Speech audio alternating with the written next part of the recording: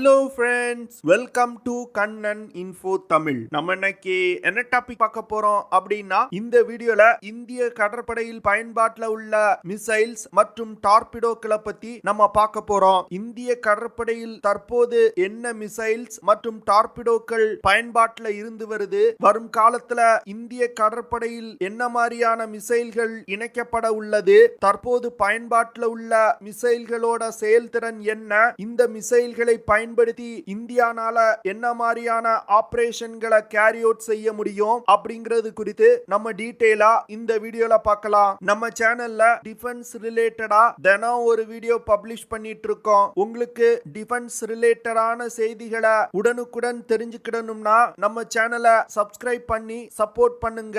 நீங்க பண்ற ஒவ்வொரு சப்ஸ்கிரிப்ஷனும் எனக்கு அடுத்தடுத்த வீடியோஸ் போடுறதுக்கு ஒரு மோட்டிவேஷனா இருக்கும். முதல்ல டிஆர்டிஓ அமைப்பு திரிசூல் மிசைல்களை இந்திய கடற்படைக்காக பிரத்யேகமா டெவலப் செஞ்சாங்க. இந்த மிசைல் ஒரு low level quick reaction short range surface to air missile. இந்த மிசைல பிரத்யேகமா போர்க்கப்பல்களை எதிரிகளின் மிசைல் தாக்குதல் மற்றும் விமான தாக்குதலில் இருந்து பாதுகாப்பதற்காக டிஆர்டிஓ டெவலப் செஞ்சாங்க. ஆனா திரிசூல் மிசைல் ப்ராஜெக்ட் தோல்வியில முடிவடைந்தது. இதனை தொடர்ந்து இந்திய கடற்படை ஐஎன்எஸ் விராட் விமானம் தாங்கி போர்க்கப்பல்களை பாதுகாப்பதற்காக இஸ்ரேலிடமிருந்து பேரக் மிசைல்களை வாங்கி டிப்ளாய் செஞ்சாங்க. இந்த பேரக் மிசைல்களோட செயல்திறன் இந்திய கடற்படைக்கு மிகவும் பிடிச்சு போயிருச்சு. இதனால டிஆர்டிஓ மற்றும் பேரக் மிசைல்களை உருவாக்கிய இஸ்ரேல் நாட்டு நிறுவனமும் இணைந்து பேரக் 8 அப்படிங்கிற ஒரு மிசைல டெவலப் செய்ய ஆரம்பிச்சாங்க.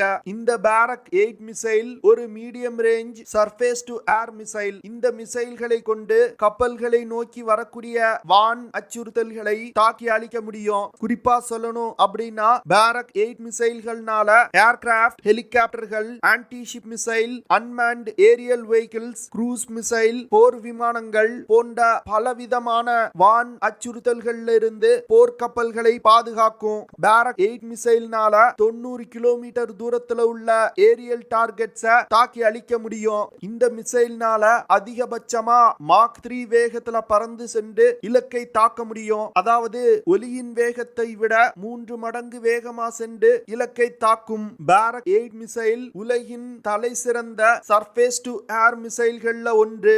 இந்த மிசைல்னால அனைத்து விதமான தட்பவெட்ப சூழ்நிலையில இரவு மற்றும் பகல் நேரத்திலையும் சிறப்பா செயல்பட முடியும். அடுத்து இந்திய கடற்படையில விஎல்எஸ்ஆர் சாம் அப்படிங்கிற vertical launch short range surface to air மிசைல்களை பயன்படுத்தி வர்றாங்க. இந்த மிசைல்கள் பிரத்யேகமா கப்பலை நோக்கி வரக்கூடிய ஏரியல் டார்கெட்ஸை தாக்கி அழிப்பதற்காகவே உருவாக்கப்பட்டிருக்கு. இந்த விஎல்எஸ்ஆர் சாம் மிசைல்னால கப்பலை நோக்கி வரக்கூடிய சி ஸ்கிம்மிங் மிசைல்களை கூட தாக்கி அழிக்க முடியும். சி ஸ்கிம்மிங் அப்படிங்கிறது கப்பல்கள்ல இருக்கக்கூடிய ரடார்கள்ல இருந்து தப்பிப்பதற்காக மிகவும் குறைவான உயரத்துல பறந்து சென்று தாக்குதல் நடத்துவதுதான் சி ஸ்கிம்மிங் அப்படின்னு சொல்லுவாங்க. இது போன்று வரக்கூடிய மிசைல்களை கூட விஎல்எஸ்ஆர் சாம் மிசைல் தாக்கி அழிக்கும். இந்த மிசைல்னால 50 கிலோமீட்டர் தூரத்துல உள்ள ஏரியல் டார்கெட்ஸை மிக துல்லியமா தாக்கி அழிக்க முடியும். விஎல்எஸ்ஆர் சாம் மிசைல் 4.5 மாக் வேகத்துல பறந்து சென்று இலக்கை தாக்கக்கூடிய மிசைல். அதாவது ஒலியின் வேகத்தை விட 4.5 மடங்கு வேகமா சென்று இலக்கை தாக்கக்கூடியது. டிஆர்டிஓ முதல்ல தனுஷ் அப்படிங்கிற ஆன்டி ஷிப் மிசைல இந்திய கடற்படைக்காக டெவலப் செஞ்சாங்க.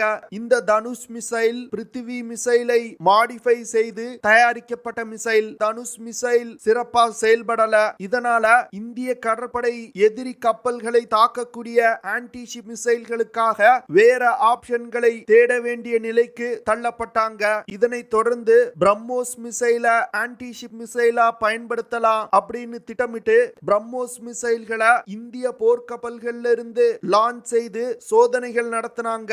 இந்த சோதனைகள்ல கிடைத்த முடிவுகளை கொண்டு சில முக்கியமான மாற்றங்களை செய்து பிரம்மோஸ் மிசைல ஒரு ஆன்டி ஷிப் மிசைலா டெவலப் செஞ்சாங்க. கப்பல்ல இருந்து ஏவக்கூடிய பிரம்மோஸ் ஆன்டி ஷிப் மிசைல்னால 600 முதல் 800 கிலோமீட்டர் தூரத்துல உள்ள போர்க்கப்பல்களை மிக துல்லியமா தாக்கி அழிக்க முடியும். பிரம்மோஸ் ஆன்டி ஷிப் மிசைல்கள் சி ஸ்கிம்மிங் செய்யக்கூடிய மிசைல்களா டெவலப் செய்யப்பட்டிருக்கு. இதனால எதிரிகளின் ரடார்ல சிக்க வெடிக்காம இருப்பதற்காக குறைவான உயரத்துல பறந்து சென்று கப்பல்களை தாக்க முடியும். பிரம்மோஸ் மிசைல்னால அதிகபட்சமா மாக் 3 அப்படிங்கிற வேகத்துல பறந்து சென்று கப்பல்களை தாக்க முடியும். போன மாதம் கூட DRDO NASM-SR அப்படிங்கிற naval anti-ship missile short range அப்படிங்கிற மிசைல சோதனை நடத்தினாங்க.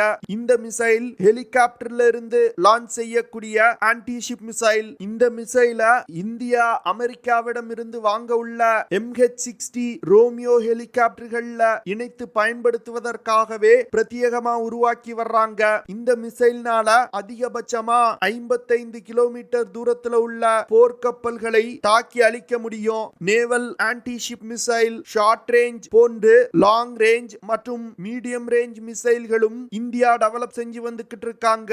இந்திய கடற்படையில சப்மரீன்ல இருந்து அணு ஆயுத தாக்குதல் நடத்துவதற்காக முதல்ல உருவாக்கப்பட்ட மிசைல் தான் K-15 short range submarine launch ballistic missile. இந்த மிசைல்னால 750 கிலோமீட்டர் தூரம் வரைக்கும் பறந்து சென்று தாக்குதல் நடத்த முடியும். K-15 short range submarine launch ballistic மிசைல்கள் பிரத்யேகமா அணு ஆயுத தாக்குதல் நடத்துவதற்காகவே உருவாக்கி இருக்காங்க. K-15 மிசைல்ல high explosive pre fragment warhead மற்றும் ஸ்ட்ராட்டஜிக் நியூக்ளியர் வெப்பன்களை எடுத்து சென்று தாக்குதல் நடத்த முடியும். K-15 மிசைல்னால மாக் 7.5 அப்படிங்கிற வேகத்துல பறந்து சென்று இலக்கை தாக்க முடியும். K-15 மிசைல் ஹைப்பர்சானிக் வேகத்துல பறந்து சென்று இலக்கை தாக்கக்கூடிய மிசைல். இந்த மிசைல்ல இருந்து தான் இந்திய தரைப்படையில் பயன்பாட்டில் உள்ள ஷௌர்யா ஹைப்பர்சானிக் மிசைல்கள் டெவலப் செய்யப்பட்டிருக்கு. நீண்ட தூரத்துக்கு அணு ஆயுத தாக்குதல் நடத்துவதற்காக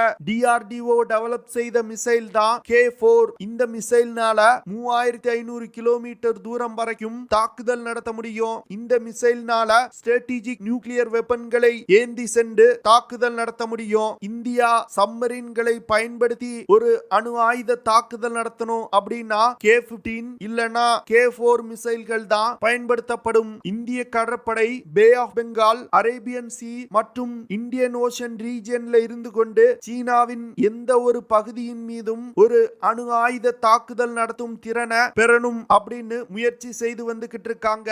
அதற்காக தான் K5 மற்றும் K6 சப்மரீன் லான்ச் பாலிஸ்டிக் மிசைல்களை டெவலப் செய்து வந்துகிட்டு இருக்காங்க. இந்த ரெண்டு மிசைல்களும் ஒரு intercontinental ballistic missiles. K5 missile 5000 கிலோமீட்டர்ல இருந்து 6000 கிலோமீட்டர் தூரத்தில் உள்ள டார்கெட்ஸை தாக்கி அழிக்கும் வகையில உருவாக்கப்பட்டு வருது. இந்தியா இந்த K5 மிசைல கூடிய விரைவில் சோதனை செய்வாங்க அப்படின்னு எதிர்பார்க்கப்பட்டு வருது. அடுத்து இந்தியா டெவலப் செய்து வரும் K6 மிசைல்னால 6000 முதல் 8000 கிலோமீட்டர் தூரத்தில் உள்ள டார்கெட்ஸை தாக்கி அழிக்க முடியும். இந்த ரெண்டு மிசைல்களும் பிரத்யேகமா சீனாவை மனதில் வைத்து டெவலப் செய்யப்பட்டு வரும் மிசைல்கள். K5 மற்றும் K6 போன்ற இன்டர்கான்டினென்டல் பாலிஸ்டிக் மிசைல்களை சப்மரீன்ல இருந்து லான்ச் செய்யணும் அப்படின்னா அதற்கு நியூக்ளியர் பவர் சப்மரீன்கள் தேவைப்படும். தற்போது இந்திய கடற்படையில INS அரிஹாந்த் அணுசக்தி நீர்மூழ்கி கப்பல் மட்டுமே பயன்பாட்டில் இருந்து வருது. இன்னும் அடுத்த 5 வருடங்கள்ல இந்திய கடற்படையில் கூடுதலா 3 அணுசக்தி நீர்மூழ்கி கப்பல்கள் இணைக்கப்பட உள்ளது. இந்த கப்பல்கள்ல ஷார்ட் ரேஞ்ச், மீடியம் ரேஞ்ச் மற்றும் long range submarine launch ballistic மிசைல்கள் பயன்படுத்தப்பட உள்ளது. சில டிஃபென்ஸ் எக்ஸ்பர்ட்ஸ் என்ன சொல்றாங்க அப்படின்னா இந்தியா டெவலப் செய்து வரும் Agni 6 missile submarine launch ballistic மிசைலா டெவலப் செய்யப்பட்டு வருது அப்படின்னு சொல்றாங்க. பிரம்மோஸ் மிசைல்கள் போர்க்கப்பல்கள்ல இணைக்கப்பட்டிருந்தாலும் இன்னும் சப்மரீன்கள்ல இணைக்கப்படவில்லை. இதற்கு காரணம் பிரம்மோஸ் மிசைல்களை விட அதிக தாக்குதல் வரம்பு கொண்ட K-15 மிசைல்கள் தற்போது இந்திய கடற்படை சப்மரீன்கள்ல பயன்படுத்தப்பட்டு வருது. இதனால பிரம்மோஸ் மிசைல சப்மரீன்கள்ல இணைக்கக்கூடிய தேவை இந்தியாவிற்கு எழல. ஆனா இந்திய கடற்படை பிரம்மோஸ் மிசைல்களை நீர்மூழ்கி கப்பல்ல இணைப்பதற்கான வேலையை ஸ்டார்ட் செஞ்சிட்டாங்க. ஃபியூச்சர்ல ப்ராஜெக்ட் 76 திட்டத்தின் கீழ் கட்டப்படும் சப்மரீன்கள்ல பிரம்மோஸ் மிசைல்கள் இணைக்கப்பட உள்ளது. DRDO கடலுக்கு அடியில் மூழ்கி சென்று போர்க்கப்பல்கள் மற்றும் சப்மரீன்களை தாக்குவதற்கு வருணாஸ்திரா ஹெவிவெயிட் டார்பிடோஸ் மற்றும் டார்பிடோ அட்வான்ஸ் லைட் ஷைனா அப்படிங்கிற லைட் வெயிட் டார்பிடோவை டெவலப் செஞ்சிருக்காங்க.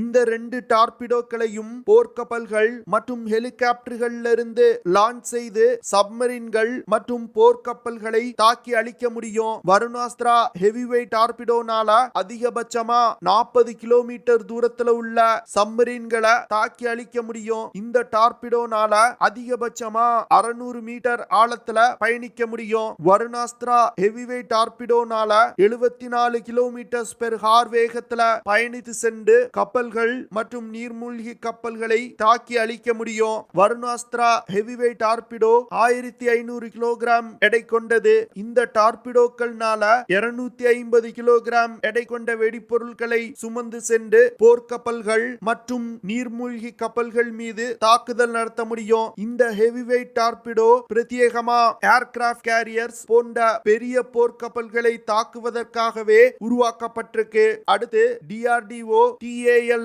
அப்படிங்கிற லைட் வெயிட் டார்பிடோவை டெவலப் செஞ்சிருக்காங்க. இந்த டார்பிடோனால அதிகபட்சமா 19 கிலோமீட்டர் தூரத்துல உள்ள டார்கெட்ஸை தாக்கி அழிக்க முடியும். இந்த டார்பிடோ அதிகபட்சமா 540 மீட்டர் ஆழத்தில் பயணிக்க கூடியது. இந்த அட்வான்ஸ் லைட் வெயிட் டார்பிடோனால அதிகபட்சமா 61 கிலோமீட்டர் பெர் ஹார் வேகத்துல பயணித்து சென்று இலக்கை தாக்க முடியும். இந்த லைட் டார்பிடோ 220 கிலோகிராம் எடை கொண்டது. இந்த டார்பிடோனால 50 கிலோகிராம் எடை கொண்ட வெடிப்பொருட்களை சுமந்து சென்று நீர்மூழ்கி கப்பல் மீது தாக்குதல் நடத்த முடியும். இது போன்ற மிசைல்ஸ் மற்றும் டார்பிடோ இந்திய கடற்படையில் பயன்பாட்டில் இருக்கிறதுனாலதான் உலகின் 5வது சக்தி வாய்ந்த கடற்படையா இந்திய கடற்படை திகழுது. இந்தியா உலகின் வல்லரசு நாடா மாறணும் அப்படின்னா இந்திய பெருங்கடல் பகுதியில் மட்டும் ஆதிக்கம் செலுத்தக்கூடிய நாடு அப்படிங்கிற பிம்பத்தை உடைத்து உலகின் பல்வேறு கடல் பகுதியில ஆதிக்கம் செலுத்தக்கூடிய கடற்படை அப்படிங்கிற ஸ்டேட்டஸுக்கு இந்தியா உயரணும். ஓகே ஃப்ரெண்ட்ஸ், நம்ம வீடியோவோட நிறைவு பகுதிக்கு வந்துட்டோம். இதெல்லாம் தான் நான் உங்ககிட்ட ஷேர் பண்ணணும் அப்படின்னு நினைச்ச விஷயங்கள். ஐ ஹோப் நான் ஷேர் பண்ண விஷயங்கள் உங்களுக்கு பிடிச்சிருக்கும் நினைக்கிறேன். அப்படி பிடிச்சிருந்துச்சுன்னா ஷேர் பண்ணுங்க, லைக் பண்ணுங்க, கமெண்ட் பண்ணுங்க. மறக்காம நம்ம சேனலுக்கு சப்ஸ்கிரைப் பண்ணுங்க. அப்படியே அந்த பெல் நோட்டிபிகேஷனை கிளிக் பண்ணி ஆல்ங்கிற ஆப்ஷனை எனேபிள் பண்ணிக்கங்க. See you in the next video. Jai Hind.